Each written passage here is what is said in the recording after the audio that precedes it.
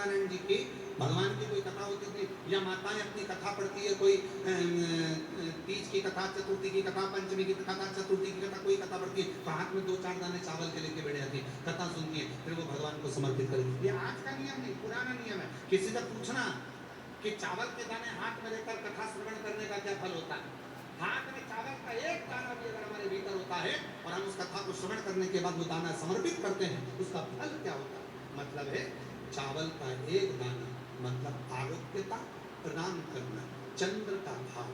हे शिव, हम आपको बहुत कुछ नहीं दे सकते, एक चावल का दाना हमारे जीवन का एक अंश मात्र है महाराज, एक अंश।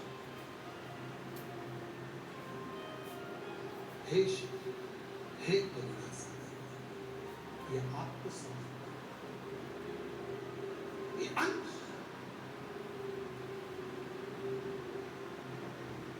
एक अंश।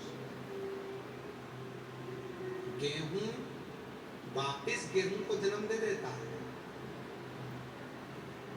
चना वापिस चने को जन्म दे देता है। गेहूं के भी 2 हिस्से हो जाते हैं, चने के भी 2 हिस्से हो जाते हैं, सोयाबीन को जन्म दे देता है, 2 हिस्से हो जाते हैं। मसूर को जन्म दे देती है, 2 हिस्से हो जाते हैं।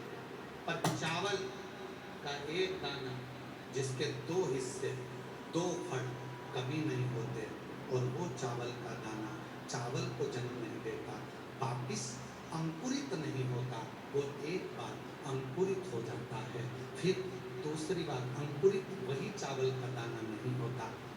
गेहूं का दाना फिर अंकुरित होगा, सोयाबीन फिर अंकुरित होगा, चना फिर अंकुरित होगा, परंतु जो चावल का दाना है वो 2 फड़ में नहीं टूटता, वो अंकुरित वापिस नहीं होता।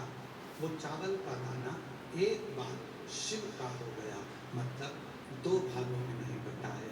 हे शिव, मैं एकाकार तेरे चरणों में हूँ, मैं फिर संसार सागर में तेरा होकर आया था, तेरा रहना चाहता हूँ, संसार सागर में अंकुरित नहीं होना चाहता, पूर्ण तेरा हो जाऊं, तुझ पर आश्रित हो जाऊं, तुझ पर सब।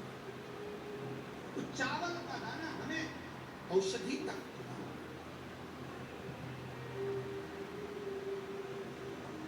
सबसे पहला अन्न है चावल, अक्षत सबसे